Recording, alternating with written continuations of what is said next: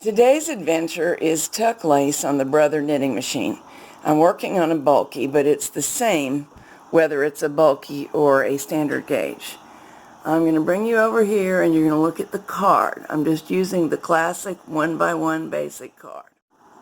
At this point, in deciding which needles to leave out of work, and that's the basis of tuck lace, I should have already checked the card to make sure where to position the needles.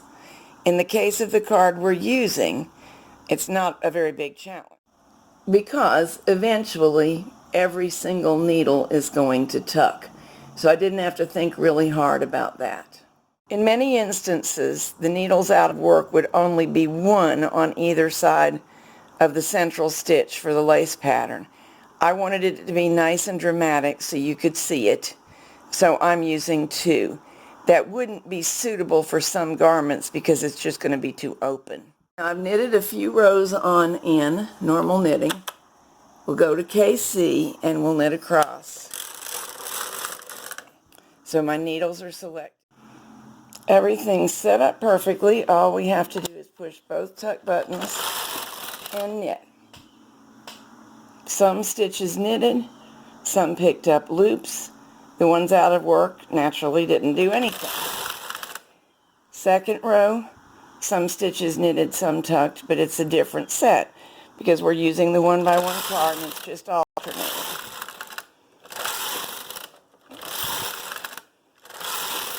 Nothing to it. You're looking at several intervals where I did this kind of knitting, interrupted by pieces of stockinette.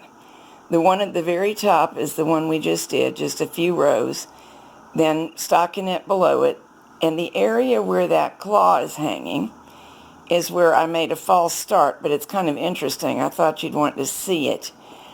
I forgot to let the card advance, so we tucked for quite a few rows for a minute, and I didn't think it would actually succeed in knitting off, but it did. Then right here, below it, in the middle of your picture, is 3 plain rows, and below it, right here, the same tuck lace pattern I intended to use all along. Quite often the purl side is used as the right side, but here we are on the knit side, which may also be used. And you can see the dramatically open spaces because of leaving 2 stitches out of work, 2 needles out of work. Also, you can see the effect that it causes, which is sort of a herringbone crisscross of the yarns. That's because this needle tucked and this needle tucked, and they accepted stitches on different rows. You can also see the effect of that 4-row area.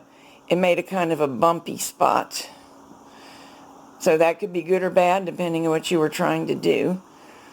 But this is the most basic version of tuck rib that I know how to do with a punch card. Let's get a little bit fancier and insert this card. In this case, all the punched holes are the ones that knit, and this column, or anywhere you see one long unpunched column, those are the stitches that will tuck. So we need those always to be in work, and then they'll knit off the next time. Let's figure out what needles to place out of work. The card is locked on a patterning row. I'm going to set the carriage for KC, but leave all the other settings for stockinette and knit across. Now we know that the needles that came forward are going to knit. The needles that are in normal working position are the ones that are going to tuck. So I want this to knit. I want these 2 to accept tuck stitches for this batch, but I could transfer in each group of 3, 1 on either side of the one that's going to knit out of work, and place those needles out of work. Now keep in mind that the groups of 3, where they are, is going to change with this card every other row. so we won't get the same effect every single pass of the carriage. Now my transferring is complete, and we basically have every other needle in work, and of those, every other needle is forward now. Not quite true on the end where there's an extra needle. The card must be set to advance, both tuck buttons pushed. We got what we hoped. The center needles tucked, the alternate needles. I'm referring to the center needles from the groups of 3. The alternate needles knitted.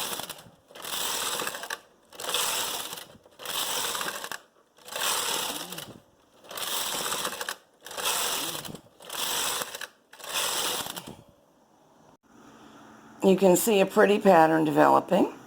Let's keep going.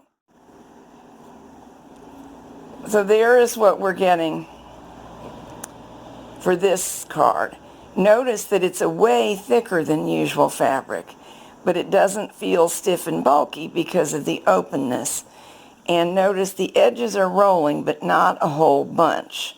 So this would be something great for a scarf or a blanket, and then you could crochet or do worm trim along the edges, and that should be enough to halt the roll. And here is how this one looks from the knit side. Get an extraordinary number of effects by changing cards, and the knittery made some beautiful cards for very elaborate but easy to achieve tuck lace. Always with tuck you need weight. I was using this with this weight on it for this little bit of fabric, and it didn't give any trouble like that. If you have stitches popping off or loops popping off and not wanting to behave, you should expect one of 2 things: insufficient weight or a sponge bar that needs replacing. So what I was using here is card number 3. Unfortunately, I do not know what set that's from, but it's one of the basic cards that came in many sets. One more nifty thing you can do is manual tuck lace. It could be done over a whole piece, but I usually do it for trims. I've got 9 needles in work, and we normally do use odd numbers, so there's a true center one. That's going to stay there. I'm going to get rid of the stitches to either side. That's where the laciness will form.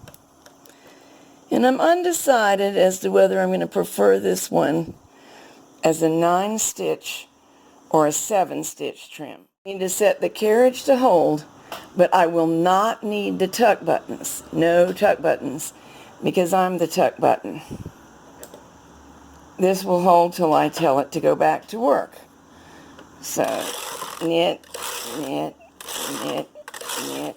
I'm going to be brave and try 5 rows, then tell it to knit back. And it did fine. Back into hold. A little trick, I like to leave this on hold and just move this needle back and forth. Somehow I don't forget it as easily as I do if I knit back with the normal end setting. It works fine. But then you must remember to immediately go back to hold. Sometimes I don't. So I'm going to do it this way. He's back to holding. It should stay in hold. So 1, 2, 3, 4, 5.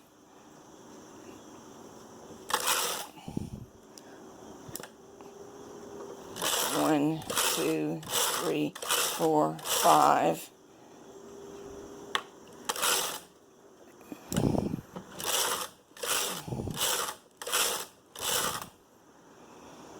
Now, just to compare, let's transfer these 2 edge stitches over. So we're just reducing the size of our piece of trim. I use this kind of trim to sew on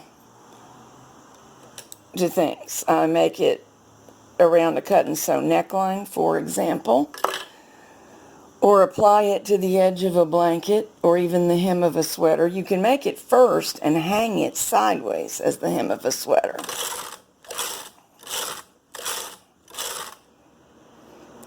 Even though it's manually selected, it's very quick.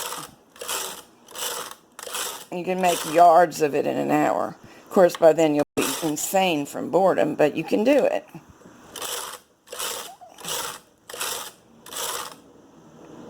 You can listen to the radio.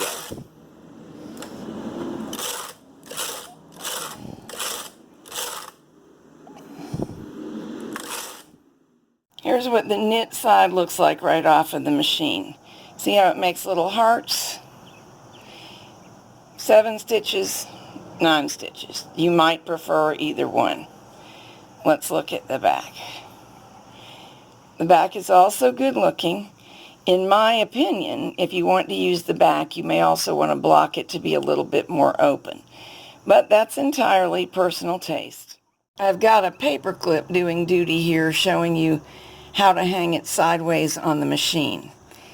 Between each batch of tucks, knitting off right there, at the roundest part of the, I'll call it the heart, hanging 1 stitch from the round bump is one of the good ways to get it on the machine and start knitting using this as a hem.